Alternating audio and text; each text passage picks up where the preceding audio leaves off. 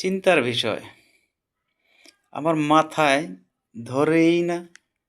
কি জানেন? একটা ফল। বাপ দাদাই বলতো ধৈর্য ধর ফল পাবি। মা বলে ধৈর্য ধর ফল পাবি। ফল পেলাম না।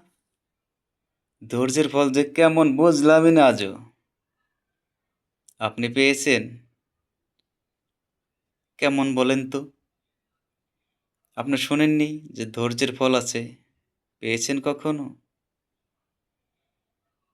এই গাছটা কে লাগিয়েছিল বলেন তো? ধৈর্যের ফল গাছ। গাছও দেখা যায় না, ফলও দেখা যায় না। অথচ দেখুন মানুষের মুখে মুখে এই ফলের নাম ধৈর্য ধর ফল পাবি।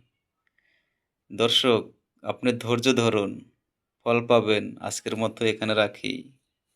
ফলের আশায় থাকুন।